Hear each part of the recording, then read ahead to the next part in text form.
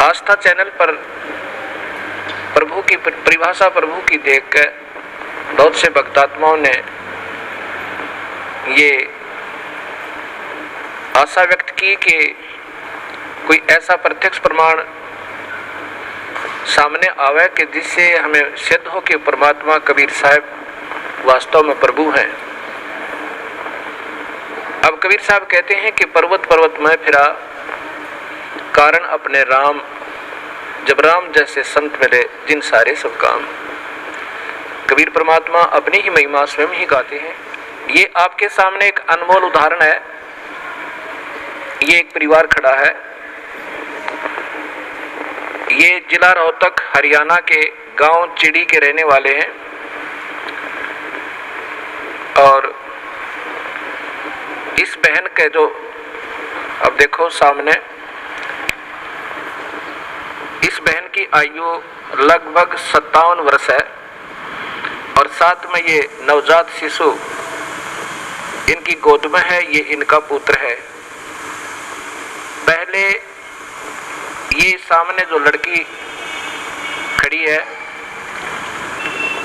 ये सामने सुलोचना नाम की लड़की, ये बड़े वाली देखना, इसका नाम सुलोचना है। आपकी कितनी आयु है बेटी? 35 वर्ष।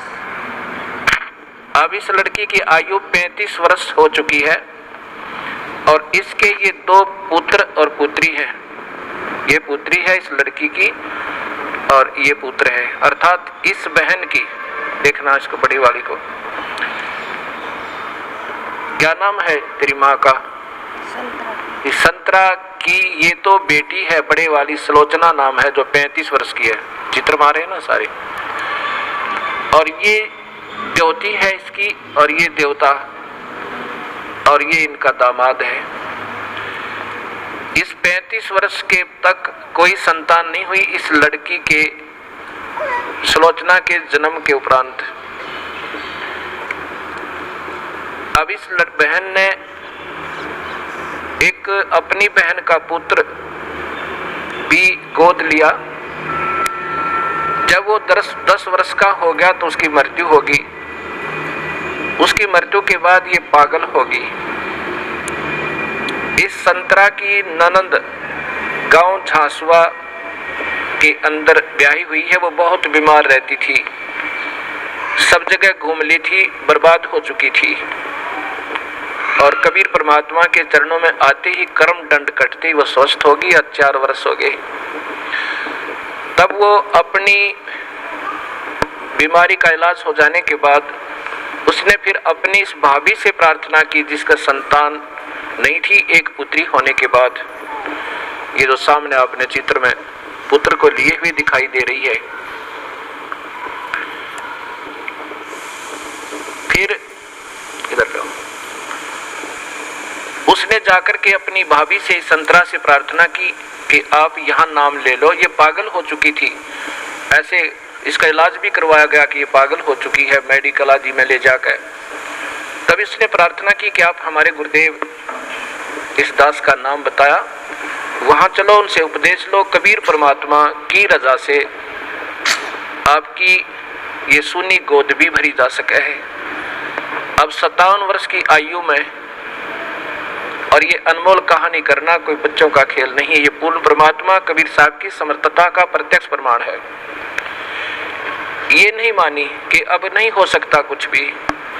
तब उसने बहुत प्रार्थना की, इसको कह सुन करके यहाँ ले आए इस आश्रम करौथा में। नाम लिया। नाम लेते ही परमात्मा कबीर परमेश्वर ने अनहोनी की। ये बांझ को पुत्र दे, कोढ़ी को काया दे, वो प्रभु कहलाता है। ये गर्भ रहा, ये बच्चा परमात्मा ने भेजा अपनी कृपा से। फिर भी इनके मन में शंका पैदा कर दी इन मूर्ख मार्गदर्शकों ने, क्योंकि ये तो बेचारी सौदी में थी नहीं, पागल हो चुकी थी। कहा कि तुम्हारे देवता प्रसन्न हो गए, ये तो ऐसे होना ही था। ये 35 वर्ष तक देवता कहाँ जा रहे थे इनके? यही ये मूर्ख जो मार्गदर्शक कि कहीं तुम्हारी प्रभुता और तुम्हारे ये रोजी रोटी समाप्त ना हो जाए। फिर भी गुमराह करने की चेष्टा की। इनके दिल से यहाँ की आस्था हट गई और फिर अपनी उन्हीं देवी देवताओं के चक्कर में पड़ गई। ये लड़का 14 महीने तक माँ के गर्भ से बाहर नहीं आया। सब डॉक्टर बच लिए कि ये लड़का शायद खत्म भी हो जा बालक। फिर वही जिसने इसको नाम दिलाया था, इसकी ननंद, वो गांव गई और उसने कहा कि नादान तूने जुल्म कर दिया। ऐसे प्रमाण, प्रत्यक्ष प्रमाण के बाद भी तुम्हारी बुद्धि भ्रष्ट होगी, चलो जाकर माफी मांगे, दोबारा उपदेश ले। तब ये बेचारी यहाँ आई और जो भी उन देवता का दर रखा था वो कुर्डियां बठो क्या ठा के नाम लेकर गई, दोबारा माफी मांगी कि मेरे से गलती होगी। तब तीसरे दिन इस लड़के का जन्म हुआ। बोलो सतगुरुदेव की जय। ये सामने आप फिर देखिए इसी पुण्य परिवार को। आज इनसे पूछ कर देखो इन्होंने कितने देव देवता पूजे थे और क्या क्या इन्होंने ना किया होगा। और कबीर परमेश्वर ने ये सुख दिया जो पृथ्वी पर कोई नहीं दे सकता। ये वो परमात्मा है जो भाग्य के बिना भी दे सकता है। ये आपके सामने प्रत्यक्ष प्रमाण है। बोलो सतगुरुदेव की। बंदी छोड़ कबीर साहेब की। सत साहेब। आस्था चैनल पर भक्तात्मा बड़े प्रेम पूर्वक और श्रद्धा पूर्वक ये सत्य राम कथा सुन रहे हैं। वास्तव में राम कथा ये है। अभी तक हमने रामायण आदि सुना, कृष्ण लीला आदि सुना, ये आंशिक राम है, ये विभागीय साहेब हैं। ये केवल एक ब्रह्मांड में अर्थात समझो एक प्रांत के विभागीय मंत्रियों की ही महिमा से हम परिचित हुए। अब वास्तव में राम कथा ये है जो आप परिभाषा प्रभु की सुन रहे हैं। इसको सुनकर तो शंकाएं सृष्टि रचना के बारे में भक्त आत्माओं के मन में उत्पन्न हुई। वो क्या है? हमारे पास पत्र और साथ में टेलीफोनों से उन्होंने बड़े प्रेम पूर्वक विनम्र भाव से जानना चाहा। कहते हैं कि ये शंकाएं हमारे हृदय में घर किए हुए हैं। वैसे आपके द्वारा दिए गए प्रमाण शब्द सिद्ध हैं, उनमें गुंजाइश नहीं है मन को कहीं भी छिद्र ढूंढने की। फिर भी ये मन कहीं ना कहीं छोटी छोटी आंट बना करके हमें ऐसे कचोटता ही रहता है। बड़ी आपकी कृपा होगी अगर ये छोटे छोटे प्रश्नों के शंकाएं भी हमारी दूर हो जाएं।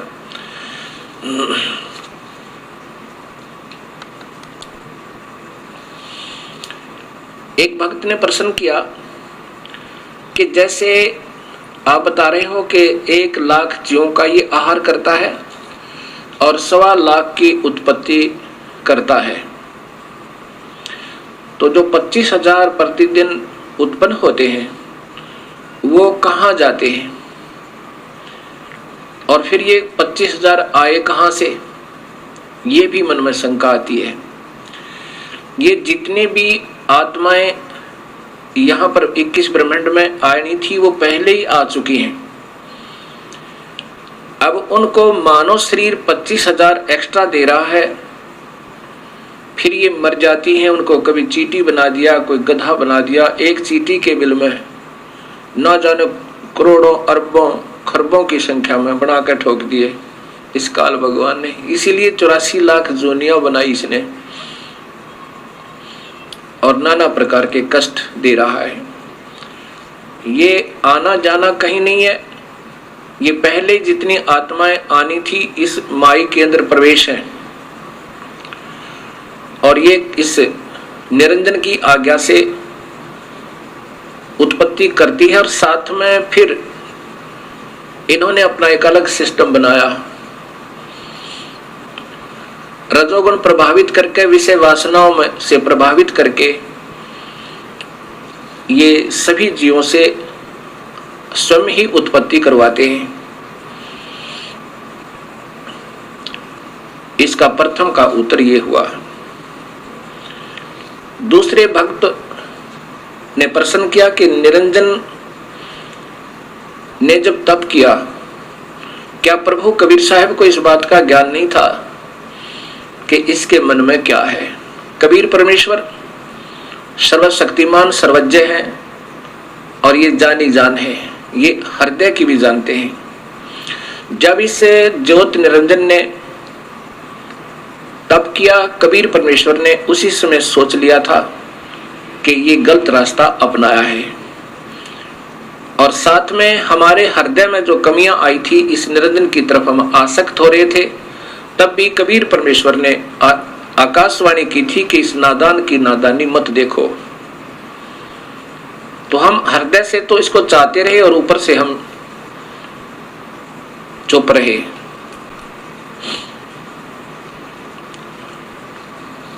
और परमेश्वर कबीर साहब ने मालूम था कि ये क्या चाह रहा है, वो सर्वशक्तिमान है। दूसरा प्रश्न ये हुआ कि कबीर परमेश्वर ने जो सर्वप्रथम जिस आत्मा ने स्वीकृति दी थी, उसको कन्या लड़की ही क्यों बनाया? किसी और रूप भी बना सके थे, पुरुष ही बनाकर उसके पास भेज देते हैं। अब ये तो आपके मन में काल स्वयं विद्यमान है, ये काल ही है, और काल ऐसे ही उठपटांग आपके मन में खरपतवार पैदा करता रहेगा। जब पहले आप लोग और हम भी देवी देवता, हनुमान जी, श्याम जी, ब्रह्मा विष्णु महेश की, माताओं की सब पूजाएं करते थे, कभी मन में कोई उथल पुथल नहीं हुई। और जब ये अपने प्रभु को पहचानना चाहती है आत्मा, उस समय ये काल तीव्र हो जाता है, सैकड़ों शंकाएं उत्पन्न करने की चेष्टा करता है।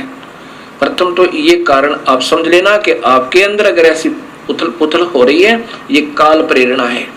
फिर भी समाधान सदगुरु आपको पूरा देंगे। कबीर परमेश्वर जानी जान है, उन्होंने इस लड़की का कन्या रूप जरूर बनाया था, लेकिन इनके प्रजनन इंद्रिय नहीं लगाई थी। ये योनि नहीं बनाई थी, और साहब देखना चाहते थे अगर ये ठीक ठाक रहेगा ये काल, तो यहां रहेगा 21 ब्रह्मांड में आराम से रहेगा, और ये आत्मा जो लड़की रूप में प्रकृति है, माया है, तो ये इसकी उत्पत्ति यहां कर देगी इसके जीवों की, और वहां बहुत अच्छा शरीर बनेगा। नूरी शरीर बनना था, सबद शक्ति तय। और यदि गलती करेगा, इस लड़की के साथ दुर्व्यवहार करेगा, तो इसकी नीचता का पता लगेगा। पता तो था मालिक ने कि दोनों में से कोई सा भी कर सकता है, और साथ में हमने जो अपनी पति भर्ता पद से हम गिरे थे, हमें भी अक्ल लगानी थी कि एक बार ये काल के जलों में चले जाएंगे, उस काल के दुख ने उठा लेंगे, और फिर मैं इनको वापस लाऊंगा, ये फिर कभी नहीं भटकेंगे। अब लड़की इसलिए बनाया कि ये अगर इसके साथ दुष्व्यवहार करेगा, दुर्व्यवहार करेगा, तो इसको श्राप लगेगा 1 लाख मनुष्य शरीरधारी जीवों का आहार करने का, और इसकी फिर मजबूरी होगी काल की कि मानव शरीर ये जरूर बनाएगा, नहीं तो ये मानव शरीर नहीं देता। ऊपर देव बनाता, देव रूप में इतना सुख होता इस प्राणी को, ये प्रभु को याद नहीं करता। अब इसकी उस जाने जान परमात्मा ने पहले इसकी पर काट दी थी, चल बेटा किसी तरह चल ले तू। अब हम इसने वहां गलती की, बदमाशी करना चाहा, तो लड़की ने इसके अंदर शरण लिया, उसके प्रतिफल में काल को श्राप लगा, ये वहां से निष्कासित हुए। अब ये काल की मजबूरी बन गई हमें एक मानव शरीर देने की, इसको श्राप लगा हुआ अपने भूख मिटाने के लिए। और कबीर परमेश्वर को मालूम था कि इन अपनी प्यारी आत्माओं को मैं इस मानव शरीर में फिर जाकर सत्ज्ञान दूंगा, और अपने चरणों में लेकर के इनका फिर उद्धार करके वापस ले आऊंगा। ये जानी जान है, ऐसा इसका ये समाधान समझो। अब फिर प्रश्न एक, क्योंकि ये जो खरपतवार उत्पन्न होते हैं वो या तो बहुत ही अनजान होते हैं या वो किसी गलत गुरु के फंसे हुए होते हैं, और वो गुरु लोग उनमें ये गलत मैटर भरते रहते हैं कि ये प्रश्न करो, ये करो, क्योंकि उनके पास अब जवाब नहीं है। वो कितने दिन इन भोली आत्माओं को गुमराह कर सकते हैं। आज सब बहन बेटियां एजुकेटेड हैं, सब बहन भाई एजुकेटेड हैं, पढ़े लिखे शिक्षित हैं, और शास्त्र हमारे पास उपलब्ध हैं। अब ये गलत गुरु इन भोली आत्माओं को भरमा नहीं सकते। ठीक है, क्योंकि वो अनजान हैं और वो चतुर व्यक्ति हैं, वो मन गुरु जी, और वो प्रभु की प्यासी आत्माएं हैं, वो भटक रही हैं, उस अपने प्यारे प्रभु को तलाश कर रही हैं। लेकिन ये इन ठगों का फंस गई जिनको स्वयं ज्ञान नहीं कि परमात्मा कौन है। कोई निराकार बताता है, कोई निराकार है, परमात्मा की कोई स्थिति नहीं है। कोई किसी को प्रभु बताता है, कोई किसी को बताता है, कोई कहता है ब्रह्मा विष्णु महेश के माता पिता नहीं है, कि तो अजर अमर है, ये सर्वशक्तिमान है। तो वो ऐसे गुरु आपको अब फिर विचलित करने की चेष्टा कर रहे हैं, जो ऐसे प्रश्न आपके मन में आ रहे हैं। फिर भी समाधान आपको मिलता रहेगा। एक ने प्रश्न किया कि यदि हम सतलोक चले जाएं और फिर भी गलती कर सकते हैं? कभी नहीं। जैसे उत्तर है कभी नहीं कर सकते। कैसे? जैसे आप किसी सफर पर जा रहे हो और आप गलत रास्ते हो लेते हो, रास्ते में दलदल आती है, उबड़ खाबड़ स्थान है, रास्ते में बदमाश टकराते हैं, और आपको कोई पहले कह रहा होता कि इधर से जाओ, रास्ता लंबा बेशक है पर ठीक है, और आप ने अपनी सूझबूझ से उधर चलना शुरू कर दिया हो। रास्ते में बदमाश टकरावे और आपको तंग करें, आप क्या सोचोगे? यही सोचोगे, हे प्रभु अब के ठीक ठाक यहाँ से बचा दो, इस रास्ते जिंदगी भर नहीं आएंगे, और ऐसा ही करोगे। एक बार अब हम काल की पीड़ा से, अपने ही नादानी से, अपने ही कमजोरी से आज हम पैर पे कवाड़ा मार के स्वयं ही दुख पा रहे हैं, और वो दयालु अब भी हमारे पीछे पीछे घूम रहे हैं, और हमें फिर अपने शरण में लेना चाहते हैं। अब इसकी एक बार हम वहां पहुंच जाएंगे, इधर देखेंगे नहीं जिंदगी में कभी भी, हम इधर थूकेंगे भी नहीं, क्योंकि जब हम यहां से चले जाएंगे तो इस खतरों का हमें और विशेष ज्ञान होगा। इसलिए हम दोबारा इधर नहीं आ सकते। हम तो गलती कर नहीं सकते, और अन्य करेंगे उनको फिर सजा मिलेगी। दूसरा प्रश्न और प्रश्न किया कि जैसे स्थूल शरीर को तो हम फूंक देते हैं, ये 5 तत्वों का शरीर है, कोई जला देता है, कोई कब्र में गाड़ देता है, कोई जल प्रवाह कर देता है, और कोई किसी प्रकार से इसका अंतिम संस्कार कर देते हैं, मिट्टी को मिट्टी में मिला देते हैं। फिर ये खाने वाली बात समझ में नहीं आई, वो खाता किस चीज को है काल। अब यही सोच अधूरी है हमारी, तभी तो हम यहाँ उलझे हुए हैं। अब जैसे बादाम आपने देखा होगा, बादाम के ऊपर का कवर खाने का नहीं होता, छिलका नहीं खाने का होता, उसके अंदर एक और गिरी होती है, वो खाई जाती है। ऐसा ये फॉर एग्जाम्पल समझो। वास्तव में कैसा है कि मानव शरीर में जितने भी हम चटपटे खट्टे मीठे पदार्थ आहार करते हैं, क्योंकि मन स्वयं काल है और इसकी आदत है चटपटे भोजन खाने की, मांस मिठी शराब सुल्फा पीने और खाने की, क्योंकि इससे इस सूक्ष्म शरीर में, इन आहारों से सूक्ष्म, इस स्थूल शरीर के द्वारा सूक्ष्म शरीर में एक ऐसा द्रव तैयार करवाता है कि जो उस सूक्ष्म शरीर के अंदर लेप हो जाता है। उसमें जैसे स्पंज सोख लेती है, पानी को चूस लेती है, ऐसे वो सूक्ष्म शरीर इन व्यसनों को जो हम सारे जीवन में आहार करते हैं, पान करते हैं, कोई शराब पीता है, कोई सुल्फा पीवे, कोई अफीम खावे, कोई नाना प्रकार के चटपटे भोजन आहार करता है, उससे स्थूल शरीर की परवरिश होने के बाद भी कुछ मैटर बच जाता है, और उसका फिर लेप उस सूक्ष्म शरीर, इसके अंदर एक ऐसा ही सूक्ष्म शरीर है, उसके अंदर लिप्त हो जाता है, जम जाता है। उस सूक्ष्म शरीर को ऊपर ले जाके अपनी तपस्या पर फिर ये जला भून भून के बुरी तरह तड़फा तड़फा के उसमें से वो माल छुटवाता है, वो द्रव छुटवाता है। और ये इतना पीड़ा होती है इस जीव को, ये चिल्ला चिल्ला के बुरी तरह रोता है और फिर बेहोश हो जाता है। और जब इसमें से सारा मैटर निकल लेता है, इसने ऑटोमेटिक सिस्टम बनाया हुआ है, फिर इनको वहां से उड़ा देता है। फिर ये आकर के धर्मराय के पास लेखा जोखा करवाते हैं। फिर कर्म आधार पर इनको फिर 84 लाख जूनिया स्वर्ग नरक आदि प्राप्त होते हैं। और फिर कर्म आधार पर स्वर्ग नरक 84 लाख जूनिया ये अलग से फिर इसलिए काल इनको देता है, ये दंड अलग से होता है।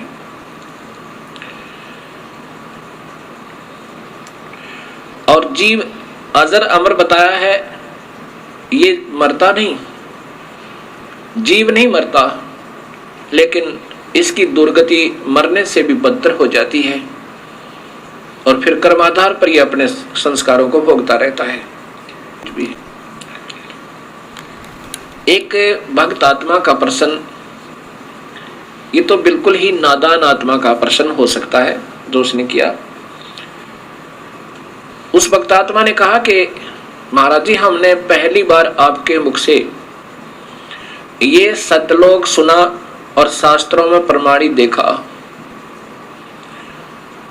ये तो हृदय ने स्वीकार कर लिया कि वो स्थान सत्य है जो आप बता रहे हो, और वो भक्ति भी सत्य है, और वो मंत्र भी सत्य है जो आपने प्रमाणित बताए कि इन 3 मंत्रों से मुक्ति होगी। वो वेदमय प्रमाण है, गीता भी प्रमाण देती है, तो इससे बड़ा प्रमाण इस पृथ्वी पर नहीं हो सकता। अब मुझे डर लग रहा है कि कहीं मैं आपसे उपदेश ले लूं और आपकी सत्साधना से मैं सीधा सतलोक चला जाऊं, और कहीं वहां कोई भी ना मिले, मैं अकेला ही पहुंच जाऊं, तो वहां मेरा दिल नहीं लगे। तब मैंने उससे कहा, नादान, आप इस काल लोक में कितने सुखी हो, कभी गधे बनोगे, कभी सूअर बनोगे, 84 लाख जोनियों में कष्ट उठाओगे, यहाँ क्या दिल लग रहा आपका?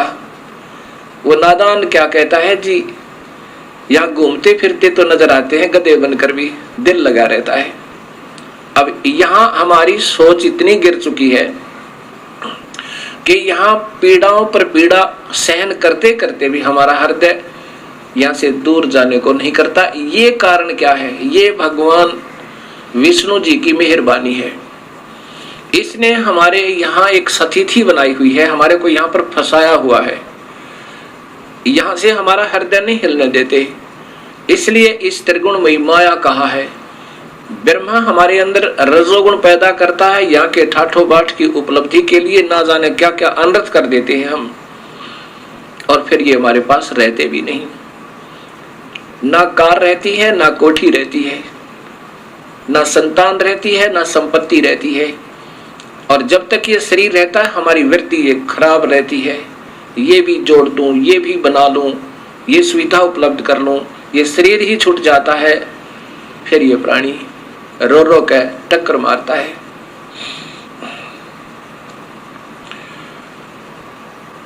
अब ये सत्ज्ञान से धीरे धीरे आपका हृदय यहां से हट जाएगा। अब प्रश्न रहा कि एक भक्त ने कहा, जी फिर परब्रह्म जो अक्षर पुरुष है, इसको भी जन्म मरण में किस लिए बनाया गया? हाँ, इसने जब क्षर पुरुष ने अर्थात इस ब्रह्म ने तप किया और राज्य प्राप्त किया, 21 ब्रह्मांड जब इसने पाए, काल ने उस समय इस अक्षर पुरुष के मन में भी ये आया कि क्यों ना मैं भी अपना अलग स्थान बना लूं। अब वहां पर इतना भी कमजोरी अगर आ जाती है तो भी ये जीव वहां रहने के योग्य नहीं होता। अब ये जो गलतियां वहां पर होनी थी वो हो चुकी, और इन गलतियों के कारण अन्य जो बची हुई आत्मा है वो बिल्कुल सावधान होगी, अब वो गलती नहीं करते। अब जैसे कोई जा रहा हो और एक को पागल कुत्ता काट ले और बाकी भी जा रहे हैं और फिर वो रोता हुआ भाग रहा है, इधर पागल कुत्ता है तो उधर कोई नहीं जाएगा, सब वापस भाग लेंगे। ऐसे ही ये जो गलतियां की जिन्होंने, उन्हें सजाएं पाई और आगे बैन लग गया, क्योंकि सबको पता लग गया कि ऐसे निर्मल स्थान को छोड़ के और कहीं ठिकाना नहीं है, क्योंकि वापस यहाँ से दुख पाकर के वापस गई हुई आत्माओं ने वहां सभी को सचेत कर दिया कि उस काल लोक जैसा कष्ट कहीं पर नहीं है। हमने गलती की और हमारे दयालु परमेश्वर ने हमारे ऊपर फिर रहम किया।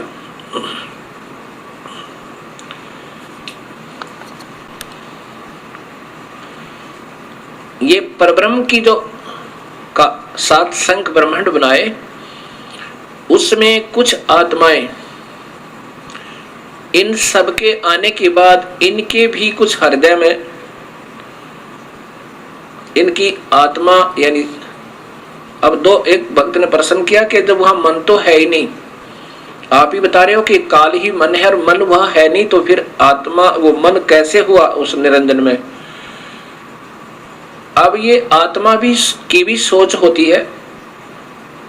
मन तो यहाँ इस काल लोक में है, यहाँ इसने डबल बना रखा है, अपना भी प्रभुता। मन इस आत्मा की सोच को यहाँ बिल्कुल खराब कर देता है और आत्मा की भी अपनी सोच होती है।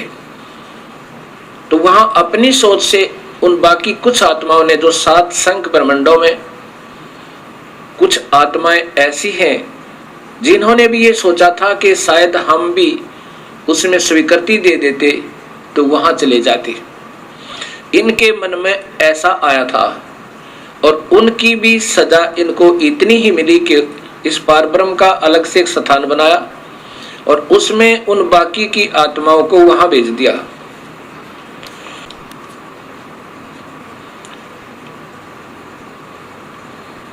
अब जो आत्मा परब्रह्म के लोक में रहती हैं, अब उनको ज्ञान हो गया कि वो तो बहुत परेशान है नीचे के लोकों के व्यक्ति, जितनी आत्मा गई है। अब वो कभी नीचे की वृत्ति नहीं रखते और जो आत्माएं यहाँ सतनाम प्राप्त कर लेती हैं, केवल सतनाम। सतनाम कौन सा होता है? 2 मंत्र का। एक तो उसमें ब्रह्म का मंत्र ओम है और दूसरा और मंत्र है, वो सांकेतिक रखा है, वो अधिकारी को ही बताया जाता है जिसको देना होता है। और जो अधिकारी संत होते हैं वही देवें, तभी वो काम करे। जिनको सतनाम मंत्र प्राप्त हुआ और उनकी श्रद्धा अपने गुरु में नहीं रही, ये इतने दयालु परमेश्वर हैं और कुछ वर्षों तक उसने सतनाम की विधिवत साधना करने के बाद आपकी सतलोक जाने की वृत्ति नहीं बनी या आपकी इतनी कमाई नहीं बनी उस मंत्र की, तो आपको उस परब्रह्म के लोक में भेज दिया जाता है। किसको भेज दिया जाता है? जो ओम नाम की कमाई ये सारी यहाँ छोड़ दी जाती है इस काल के लिए। जैसे गीता जी के अध्याय नंबर 18 के श्लोक नंबर 66 में लिखा है कि अर्जुन, तू मेरी सभी पूजाओं को मुझ में त्याग दे। पूजा कौन सी? जो ओम नाम की कमाई, यज्ञ, हवन, धर्म, ये जाप की कमाई यहाँ छोड़ दे, मैं तुझे ऋण मुक्त कर दूंगा, मेरा कर्जा तेरे से उतर जाएगा, यानी तुझे ऋण मुक्त कर दूंगा, अर्थात कर्म मुक्त हुआ। वो आत्मा फिर इस पारब्रह्म के लोक में चली जाती है और वो लोग एक तो वहां पर ये खाता नहीं, जैसा मैंने पूर्व बताया कि पूर्ण परमात्मा तो खाने वाले, वेद में लिखा है ऋग्वेद में कि खाने वाले और न खाने वाले इन दोनों भगवानों से भी बड़ा है। खाने वाला काल है, न खाने वाला ये परब्रह्म है, इनसे भी बड़ा है, अर्थात वो सत्पुरुष है। तो वो परब्रह्म जीव आहार नहीं करता, उसने ऐसी गलती कोई नहीं की, लेकिन मन में फिर भी थोड़ी कमजोरी, उसकी आत्मा में थोड़ी सी वीकनेस आई थी, तो उसका भी सजा उसको भोगना पड़ा। तो वहां ये यहाँ के हंस फिर वहां पहुंच जाते हैं। वहां पर इतना बढ़िया शरीर है, यहाँ के देवताओं का, ब्रह्मा विष्णु महेश का भी नहीं है।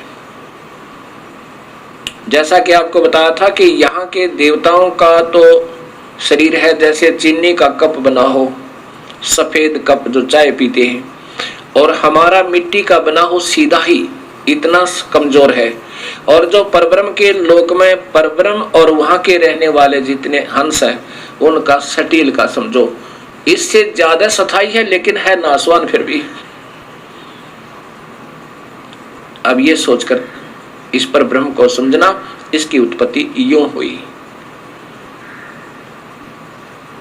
और फिर जो सत भक्ति करता है और जिसको सतनाम भी मिल गया और कमाई फिर भी पूरी नहीं हुई और साथ में यहाँ की कोई इच्छा आपकी रह जाती है, तो कबीर परमेश्वर हर ब्रह्मांड में अपना अलग स्थान बनाकर रहता है। इन आत्माओं को जिनकी अधूरी कमाई है, भक्ति पूरी नहीं हो पाई, कि काल के ऋण से मुक्त अभी नहीं हो पाए, और परब्रह्म का भी, क्योंकि परब्रह्म के लोक को पार करना है, उसका भी ऋण देना है, वो दूसरे मंत्र से, तत् मंत्र से कमाई करनी है, वो तत् मंत्र संकेतिक है। इन दोनों का मिलकर जब ये योग्य हो जाएगा, दोनों का ऋण उतरने योग्य हो जाएगा, तब ये कबीर परमेश्वर इनको सारनाम देकर, सारनाम की कमाई साथ करवा के और फिर यहाँ से सतलोक ले जाएगा।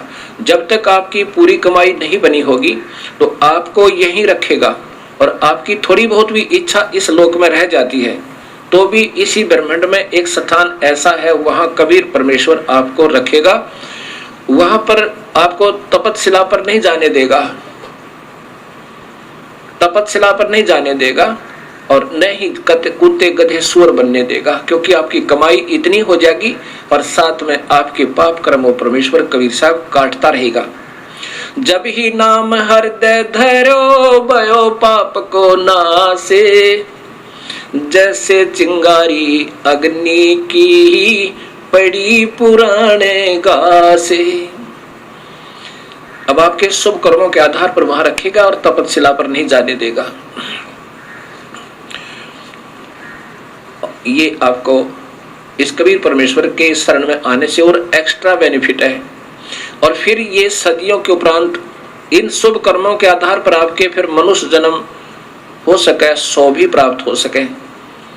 जो कबीर परमात्मा के आधार पर सतभक्ति आप कर रहे हो, और मनुष्य जन्म आपके फिर देने शुरू कर देगा परमेश्वर, और फिर कभी अपनी सतभक्ति को जगाएगा उसमें उन पुण्यात्माओं को जिन्होंने पहले सतगुरु की भक्ति कबीर परमेश्वर की किसी युग में कभी वो आए स्वयं या उनके कोई सत संत के साथ रहकर की हुई है। अब उनको शीघ्र ये बात समझ में आती है, क्योंकि उनके अंदर काल नहीं होता ज्यादा है, बेशक वो साधनाएं अन्य कर रहे होते हैं अनजानपने में, उनके हृदय में वो पिछली कमाई अंगड़ाई लेती है पिछले जन्म जन्मों की, तो वो तुरंत आकर के कबीर साहब के चरणों में, उसके सत नुमाइंदे संत के चरणों में आ जाते हैं।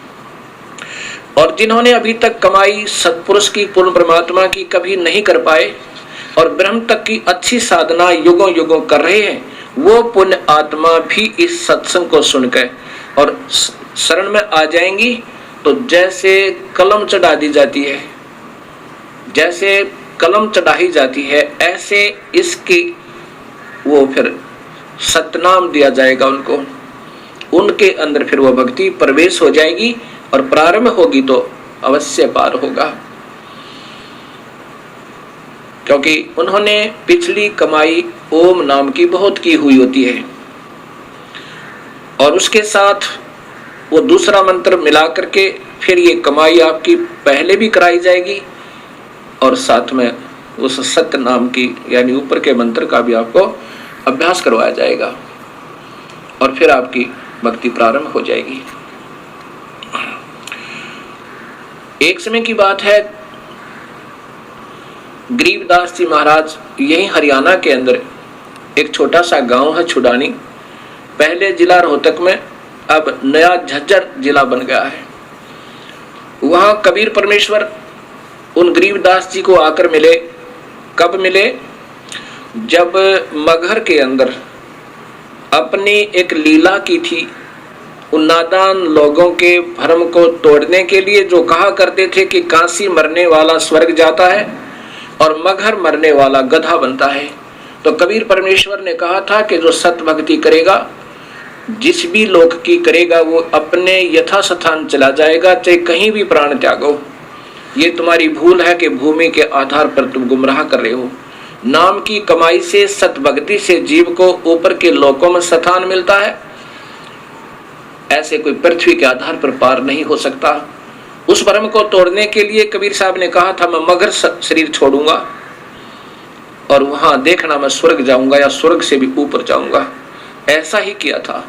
120 वर्ष यहाँ शरीर दिखाकर मानव जैसा सर्व शक्ति से प्रकट होकर और सब शक्ति से वहां लाखों की संख्या में दर्शकों के सामने, और साथ में 2 नरेश, बिजली खां पठान मगहर नरेश और बीज देव सिंह बघेल काशी नरेश के सामने अपना शरीर अदृश्य कर दिया था। और एक चादर नीचे बिछाई थी, एक ऊपर ओढ़ी थी शरीर त्यागने के लिए। तो शरीर के उस चादरों के बीच में सुगंधित फूल मिले थे, शरीर नहीं मिला था कबीर परमेश्वर का। और ऊपर देखा कि एक प्रकाश का गोला ऊपर को जा रहा है और आकाशवाणी हुई कि देखो मैं स्वर्ग से भी ऊपर जा रहा हूं। वहां सन विक्रमी संवत 1575 सन 1518 में अपने सह शरीर सतलोक गवन के उपरांत सन 1717 में 199 वर्ष के बाद वो कबीर परमेश्वर सह शरीर प्रकट होकर गरीबदास जी जब गायों के पाली गए हुए थे, उनके गवाले थे, चरहा रहे थे अपनी गायों को, वहां खेतों में आके स्वयं प्रकट हुए मानव शरीर, क्योंकि उनका मानव जैसा शरीर है परमेश्वर का। 199 वर्ष के बाद कबीर साहब स्वयं अपने सतलोक से आके गरीबदास जी को वहां मिले खेतों में। वहां आज भी यादगार बनी हुई है उस परमेश्वर के प्रकट होने के प्रकट स्थल की।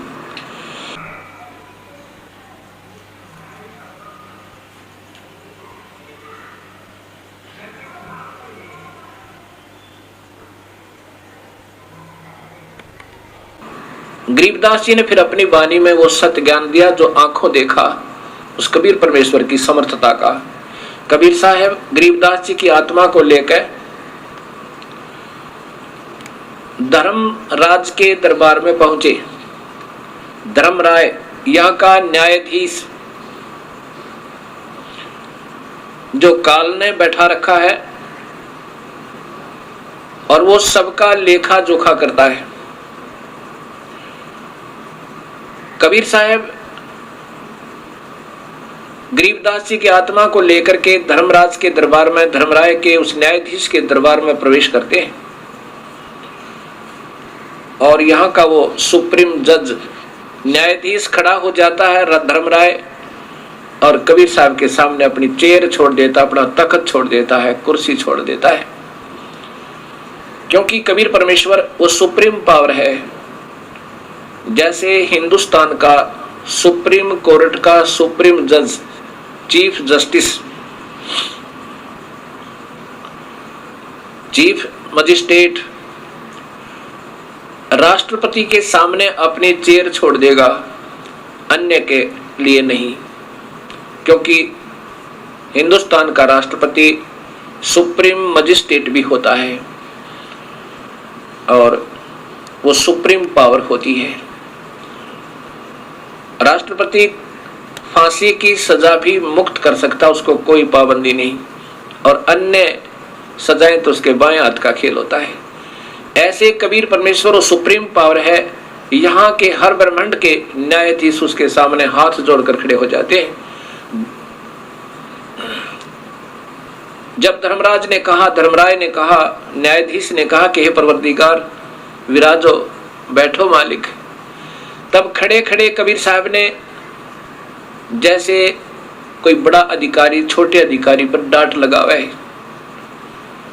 और अपनी समर्थता दिखावे, ऐसे कबीर साहब ने कहा कि धर्मराय आंख कान खोल कर सुन ले। जिसने मेरा नाम ले रखा है। क्योंकि कबीर परमात्मा ने मालूम है कि ये काल का जाल बहुत तगड़ा है, ये नाम भी ले लेते हैं इनके मन में और ना जाने कितनी खरपतवार पैदा कर देता है और फिर उन भोली आत्माओं को नाम से वंचित करवा देता है। इनको ऐसे ही झूठा लालच देकर और दूसरे के द्वारा प्रेरणा दिलाकर कि उन्होंने कहीं देवी देवताओं को की पूजा त्याग दें, आपको घना नुकसान हो जाएगा, ऐसे डरा डरू के और उनसे पूजा छुटवा देता है। और वो पुण्यात्मा 1 वर्ष 2 वर्ष 3 वर्ष 4 वर्ष जितनी भी पूजा कर चुके हैं और डरते त्याग गए, जो गुरुद्रोही नहीं हुए, और उनको फिर धर्मराज के दरबार में ले जाया जाता है। मान लीजिए, तो वहां जाकर के कबीर साहब कहते हैं उन आत्माओं को भी तू मत पकड़ना, क्योंकि उनको तुमने दबाव देकर और दूसरे के द्वारा उनको गुमराह करवा दिया, उनको मेरे पास भेज देना। और साथ में भूल चूक के जिसने सारी उम्र पूजा की मेरी कबीर परमेश्वर की और अंत में किसी ने डगमग कर दिया, उन दोनों ही सतिथि वालों के बारे में कबीर परमात्मा क्या बताते हैं। धर्म गरीबदास जी ने उनकी वार्ता अपने कानों सुनी, आंखों देखी, वर्णन किया। क्या बताते हैं? धर्मराय दरबार में देई कबीर तलाक, मेरे भूले चूके हंस को पकड़िए मत कजाक। कबीर साहब कहते हैं धर्मराज, अगर कोई मेरी आत्मा भूल चूक कभी तेरे दरबार में आ जा तो उसको सजा मत देना, उसको मेरे पास भेज देना। अब वो धर्मराज हाथ जोड़कर कहता है, परवरदिगार, आप ही का बनाया हुआ एक संविधान है कि जो जैसे भी जो कर्म करेगा इस 21 ब्रह्मांड में, उसको उनका प्रतिफल अवश्य भोगना होगा, चाहे अवतार भी क्यों ना हो। जैसे भगवान श्री राम ने सुग्रीव के भाई बाली को मारा था, उसकी भी सजा, उसका भी दंड भोगना पड़ा। भगवान श्री कृष्ण रूप में वही विष्णु जी आए, श्री राम आत्मा, और एक पारधी ने उनके पैर में तीर मार के वो बदला लिया। वो पारधी कौन था? वो बहेलिया कौन था? वो स्वयं वो बाली था जो सुग्रीव का भाई की आत्मा थी। कबीर साहब कहते हैं कि जिन्होंने मेरा उपदेश ले लिया वो तेरे कर्म भ्रम नहीं लगेंगे। अब धर्मराज कहता है कि मालिक, जब तक ये आपकी शरण में नहीं आए थे, इनके पिछले पाप कर्म और शुभ कर्म मेरे अकाउंट में, इनके अकाउंट में, मेरे रजिस्टर में चढ़े हुए हैं, उनका फल मुझे देना पड़ेगा दाता, या मेरी मजबूरी है। तब कबीर साहब ने कहा कि ये कर्म भ्रम ब्रह्मांड के मैं पल में कर दूं नेस, ये काट दूंगा सबको, और जिन हमारी दोही दी सो करो हमारे पेश।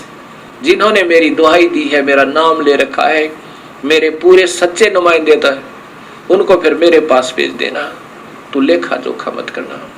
बोले पुरुष कबीर से धर्मराय कर जोड़े, तुमरे हंस को पकड़ू नहीं मोहे 2 लाख करोड़े। ये कबीर परमेश्वर, तेरी आत्मा ने मैं नहीं पकड़ूंगा, लेकिन मुझे ये लाख दुहाई है, अपने कानों के हाथ लगा कर कहता हूं। पर परमात्मा, जिन्होंने पहले ये पाप कर्म कर रखे हैं, आपकी शरण में आने से पूर्व उनके बारे में क्या बोला कि कर्मों से तीरथ हैं अब मुख से कहे कबीरी, उनको निश्चय पकड़ूंगा फिर जड़ दूं तो के जंजीर। ये धर्मराज बोला। तो कबीर साहब क्या कहने लगे? कर्म भरम ब्रह्मांड के ये पल में कर दो नेस, इनका कांटा लगा दूंगा, क्रॉस कर दूंगा तेरे सारे मेरी प्यारी आत्माओं के पाप कर्मों को। और जिन हमारी दोही देई सो करो हमारे पेश, उनको मेरे पास भेज देना, तू लेखा मत लेना। इस प्रकार कबीर साहब ने अपनी समर्थता गरीबदास जी को दिखा के सतलोक लेके गए और वहां से फिर वापस भेजा। तो मेरा जो कहने का तात्पर्य था कि जो कबीर साहब के चरणों में भक्तात्मा एक बार सत भक्ति के आधार पर आ जाते हैं, उनको पार करके छोड़ता है। ये हमारी कमजोरियां हैं कि हम अपना समय बढ़ा लेते हैं इन अनजान समाज में उलझ गए। हम अपने प्रभु की बातों पर विश्वास कम करते हैं क्योंकि हम आम समाज में ज्यादा रहते हैं। ऐसे हम विचलित होकर के अपने जन्म बढ़ा रहे हैं। अब मान लीजिए किसी को सतनाम प्राप्त हो गया, इस दयालु परमात्मा ने कितनी रजा बख्श दी आप पे, और आप हृदय से उनको चाहते रहे, आपको अपने पास रखेगा, काल की तपस्या पर नहीं जाने देगा और लेखा जोखा उनको नहीं करने देगा, लेकिन आपको फिर जन्म देगा क्योंकि आपने अपनी कमजोरी से यह समस्या फिर पैदा कर ली। ये दयालु फिर आपको फिर संभालेगा, जैसे आज फिर कृपा कर दी उस परमेश्वर ने, इस सत्य ज्ञान का डंका फिर बजा दिया। और अब जो चूक गया फिर ना जाने सदियों उपरांत, ना जाने कब आपका मनुष्य शरीर हो है और होता फिर कोई सत्य मार्गदर्शक संत ना मिले ये जीवन, और फिर आगे 100-200 वर्ष के बाद ये कलयुग इतना गिर जाएगा कि कोई भी भक्ति करना नहीं चाहेगा, क्योंकि जिस आधार से ये भक्ति मार्ग पर भक्तात्मा लगी हुई हैं गलत संतों के शास्त्र विरुद्ध साधना पे, आखिर में ये सोच लेंगी भगवान है नहीं, क्योंकि प्रभु वाले गुण, प्रभु की महिमा उनको उपलब्ध नहीं होगी और वो फिर नास्तिक हो जाएंगे और फिर कोई भक्ति करने वाला प्राणी नहीं रहेगा। अभी कितना अंतर हो चुका है, मांसाहारी दुनिया होगी, शराब पीवें, स्मैक पीवें, क्योंकि काल ने तो यही चिंता रहती है कि कहीं ये सत भक्ति पर लग जावे और ये कोई संत इनको ना मिल जाए और ये पार ना हो जावे। काल उलझाना चाहता है और कबीर परमेश्वर हमें सुलझाना चाहते हैं। अब जैसे कलयुग में कबीर परमेश्वर की और काल की वार्ता हुई थी, तो काल ने 3 युगों में कम जीव वापस ले जाने की प्रार्थना की थी वचनबद्ध करके। कबीर साहब जानी जान है। यहां भी शंका आ सकती है कि क्या कबीर साहब को मालूम नहीं था ये क्या मांगेगा। जब काल ने कबीर साहब से मांगा था कि हे परमात्मा वचनबद्ध हो जाओ, तब मैं आपसे कुछ याचना करना चाहता हूं, क्योंकि काल ने कबीर परमेश्वर की के पैर पकड़ कर छोड़े नहीं, रो रहा बुरी तरह। तो कबीर साहब जानी जान थे, उसको मालूम था कि बच्चे की दौड़ कहाँ तक होती है, क्या मांग सकता है ये। इसने क्या मांगा था कि दाता 3 युगों में जीव थोड़े ले जाना सतलोक में, और चौथा युग जब कलयुग आवे तब तब शरण जीव बहु जावे। तब इसने कहा था कि चौथे युग कलयुग में आप कितने ही जीव ले जाना। कबीर साहब को मालूम था कि सतयुग त्रेता द्वापर में यो जीव घना दुखी नहीं होता। सतयुग में इतना सुख होता है कि पत्नी से पहले पति नहीं मरता, पत्नी विधवा नहीं होती, और पिता के सामने पुत्र की मृत्यु नहीं होती। शरीर बहुत सुंदर स्वस्थ और साथ में लाखों वर्ष की आयु होती है। कोई प्रभु नहीं बदलना चाहता, और भजते हैं क्योंकि सब में छोटी मोटी सिद्धियां होती हैं, तो ओम नाम के आधार पर वेदों को पढ़ पढ़ के और उसी में मस्त रहते हैं रहेंगे। इसलिए मालिक ने मालूम था कि सतयुग त्रेता द्वापर में ये प्राणी मेरी बात को कम स्वीकार करेंगे, क्योंकि ये दुखी थोड़े होंगे, और जब कलयुग आएगा इनको पर कहर तोड़ेगा ये काल। भौतिक सुख तो नजर आएगा पर आत्मा की शांति नहीं होगी। किसी की ऐसी भयंकर बीमारियां पैदा कर देगा, किसी का कैंसर हो रही है, किसी का एड्स हो रही है, किसी का कुछ पैदा कर दी, किसी की आंख फूट गई, किसी को व्यापार में घाटा, और फिर काल को चिंता बन गई कि कहीं अब कबीर परमात्मा का कोई सत्य नुमाइंदा ना आ जावे और सत भक्ति इनको ना बता दे मनुष्य शरीरधारी प्राणियों को। अब भौतिक सुविधाओं का ढेर करवा दिया, ऐसे चैनल चलवा दिए दिन रात चले टीवी पे। दिन में तो धंधा करो और शाम ने गुटी ला ले, शराब पियो, और जब रात ने आंख खुल जा रात्रि को तो टीवी ऑन रिमोट से लेटा लेटा कर लो, फिर उसमें गंदे गंदी फिल्में, गंदे गंदे गाने सुन सुना के पढ़ते पढ़ते चलते चलते सो जाओ। प्रभु को मत याद करो। लेकिन उस कबीर परमेश्वर ने आज भी रजा बख्श दी। उसी इस साइंस की सुविधाओं को आज सदुपयोग कर रहे हैं परमेश्वर। उसी के साथ साथ ये इतने बढ़िया चैनल आस्था जैसे और चलवा दिए कि अब पुण्य आत्मा ढूंढती ढूंढती अपने परमेश्वर को ऐसे ही प्राप्त कर लो और सुन लो उस मालिक की सत्य कथा, उस राम कथा को, और फिर सोदी ऐसे ही दे देगा मालिक। तो ऐसे इस कबीर परमेश्वर ने अब कलयुग में आके अपनी प्यारी आत्माओं को फिर चरणों में लेना है, और जो कबीर साहब की सत्य कथा को सत्य मान लेगा। ऐसा कबीर सागर में 600 वर्ष पूर्व कबीर साहब ने लिखवा दिया था कि एक बार कलयुग में पूरे वर्ल्ड में, पूरे संसार में कबीर साहब की ही भक्ति होगी। इन प्यारी आत्माओं को वो स्वयं आएंगे या अपना कोई नुमाइंदा भेजेंगे और सबको अपने चरणों में लेंगे। ये नाना मजहब समाप्त हो जाएंगे, ना कोई हिंदू रहेगा, ना मुसलमान, ना सिख, ना ईसाई, क्योंकि इस काल ने हमें चार बना दिया और आपस में हमें लड़ा रहा है एक दूसरे को बड़ा और छोटा करके। कहते कोई कहे हमारा राम बड़ा है और कोई कहे खुदाई रे, कोई कहे ईसा मसीह बड़ा है, ये बाटा रहे लगाई रे। एक परमात्मा और लड़े न्यारे न्यारे, जैसे मासूम बच्चे, अनभोल बच्चे लड़ा करते हैं। एक बच्चा कहता ये मेरा पिताजी है, दूसरा कहता नहीं मेरा पापा है, और पापा दोनों का। वो कहता तेला मालूंगा झूठ, मेरा पापा तेला नहीं है। तो ऐसे हम अबोध हैं, हमें ये नहीं मालूम हमारा पिता एक है कबीर परमेश्वर। कोई कहता हमारा मजहब बड़ा है, वो कहता हमारा मजहब अच्छा है।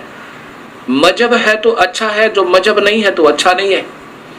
मजहब धर्म की क्या पहचान होती है कि बीड़ी, शराब, मांस, तंबाकू उस धार्मिक मार्ग में नहीं होनी चाहिए तो वो अच्छा है।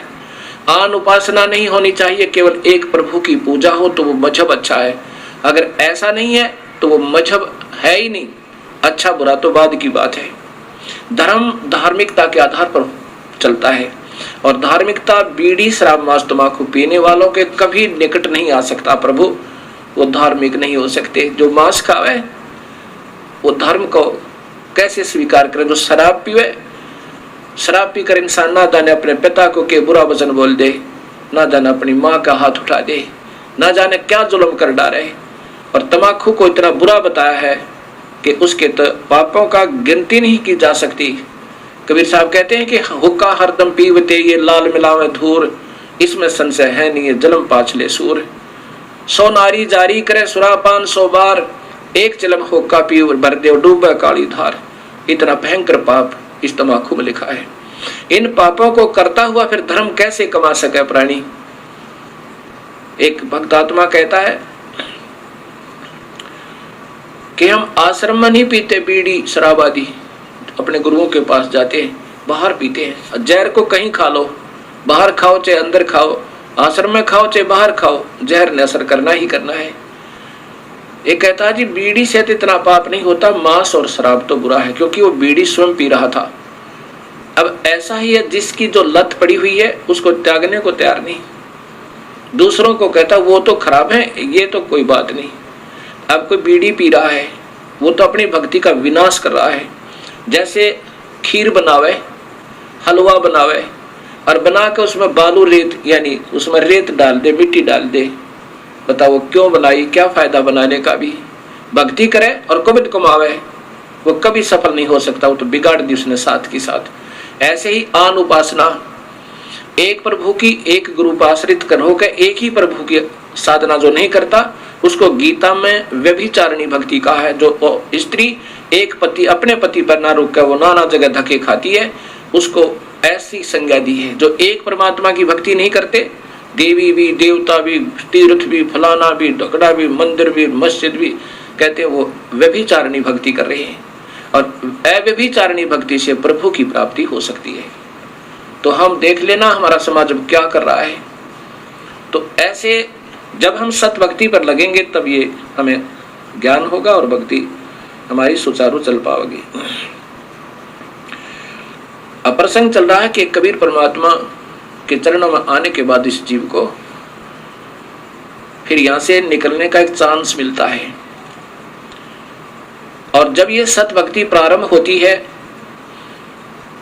धर्मदास जी को कबीर साहब ने कहा कि धर्मदास जो मेरी प्यारी आत्मा, मेरे द्वारा भेजा हुआ रसूल, दूत, भक्ति का मार्ग का सत भक्ति बताने वाला, मेरा संदेश वाहक, वो संत सत भक्ति को जब दृढ़ करेगा, उस समय के वर्तमान के संत और महंत उसके साथ लड़ाई करेंगे, राहड़ कर बढ़ावेंगे और दुनिया को गुमराह करने की चेष्टा करेंगे। ये झूठ बोल रहा है। कबीर साहब कहते हैं कि जो मम सत शब्द दर ढावे, उसके संग सब राड बढ़ावे, अस संत मंथन की करनी और धर्मदास में सुनाऊं वर्णी। ये उनका विवरण बताता हूं। उस समय के संत नकली और नकली ये महंत उस मेरी प्यारे हंस के साथ द्वेष करेंगे और जनता को गुमराह करने की चेष्टा करेंगे, परंतु मैं साथ रहूंगा, उनकी बिल्कुल नहीं बसावेगी, क्योंकि सत्य का अंत नहीं होता, असत्य का पैर नहीं होते।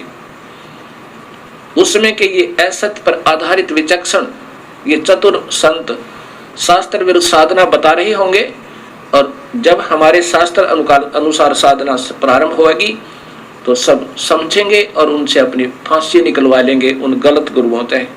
अब यहाँ एक समाधान प्रश्न और उठता है मन में, भक्त आत्माओं के रह रहकर फोन आते हैं, कहते हैं जी हमने सुना है कि गुरुदेव नहीं त्यागना चाहिए अगर हमने कहीं से दीक्षा ले रखी है, ये तो महापाप बताया है गुरुदेव ने। अब गुरुदेव क्या होते हैं? ये वैद समझो भक्ति मार्ग के और जन्म मरण के दीर्घ रोग के काटने वाले वैद होते हैं। एक डॉक्टर से दवाई नहीं लगाए क्या दूसरा नहीं बदला जाता? तुरंत बदलना चाहिए और समझदार व्यक्ति तुरंत बदलेगा। उसके सामने नहीं मरेगा, उसकी दुकान पर पड़ के अपना पीछा छुटवाएगा, 36 जगह इलाज करवाएगा जब तक उसका रोग ना कट जाए। इसलिए हमने गुरु बदलने में कभी देरी नहीं करे।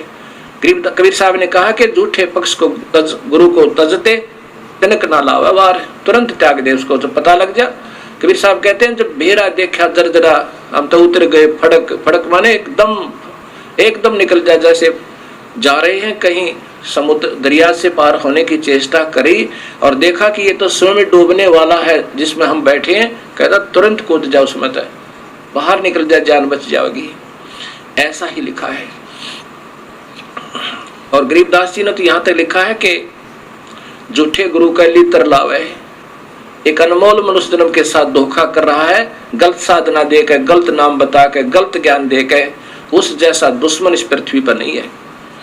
अगर आपका मान ले धन का घाटा हो जाए तो फिर पूरा हो सके, कोई बात नहीं, 2 रोटी खा के इंसान अपना टाइम पास कर सके, और ये मनुष्य शरीर उन नादान संतों के आधार पर व्यर्थ हो गया, तो इस तो बड़ा दुश्मन आपका कोई नहीं। और वो प्रमाण कहाँ से मिलेगा? शास्त्र देंगे कि शास्त्र अनुसार साधना है तो सही है, वेदों के अनुसार और गीता के अनुसार यदि आप ब्रह्म साधना कर रहे हो तो ठीक है। वेदों गीता में लिखा कि तीनों गुण रजगुण ब्रह्मा, सतगुण विष्णु, तम गुण शिव जी, इससे नीचे इनकी और इनसे नीचे की जो भक्ति करते हैं, देवी देवताओं की करते हैं, वो तो तीनों कहते हैं माया के द्वारा जिनका ज्ञान हरा जा चुका है, त्रिगुणमयी माया, रजगुण ब्रह्मा, सतगुण विष्णु, तम गुण शिव जी। रजगुण ब्रह्मा के द्वारा कैसे हरा है कि ये यहीं की संपत्ति और संतान में ही ये व्यस्त रहता है, यहीं की सुविधाओं को प्राप्त करने में अपना जीवन खो रहा है, ये रजगुण ब्रह्मा की कृपा है। और सतिथि एक दूसरे मोह ममता होगा, किसी तो प्यार हो गया, कि तो बच्चा में ममता, की तो संपत्ति में अपने आस्था होगी, ये भगवान विष्णु के द्वारा काल ही सतोगुण में पैदा करके और हमें यहाँ जकड़वा रहा है। और शिव जी के द्वारा ऐसा तमोगुण पैदा करवा देता है, छोटी सी बात पर भाई बहन के साथ लड़ पड़े और भाई बहन पर मुकदमा करते, पिता पुत्र न मार दे, ना जाने के जुल्म करवा दे। जैसे पीछे राजाओं की कहानी, राजाओं ने अपने पिता को अंदर कैद में ठोक दिया, स्वयं राजगद्दी पर बैठ गया, ये रजोगुण प्रभावित हो गए। तो इस प्रकार ये काल हमें तीनों गुणों के द्वारा और अपने ही तक की भक्ति पर, इन तीनों गुणों तक ही भक्ति की सीमित रख के, ब्रह्मा विष्णु महेश की भक्ति तक सीमित रह करके हम यहाँ पर उलझे रहते हैं। तो यहाँ ब्रह्म भी कहता है, दुखी होकर के ये काल कहता है कि जिन्हों की बुद्धि भ्रष्ट होगी इन तीनों भगवानों की पूजा करते करते और नीचे के देवी देवताओं की, वो राक्षस स्वभाव को धारण किए हुए वो दुष्ट नीच व्यक्ति, दूषित कर्म करने वाले मूर्ख मुझे नहीं बचते। अर्जुन बताओ, मुझे माने ब्रह्म साधना भी नहीं करते, अब देखना समाज में क्या पूजा हो रही है।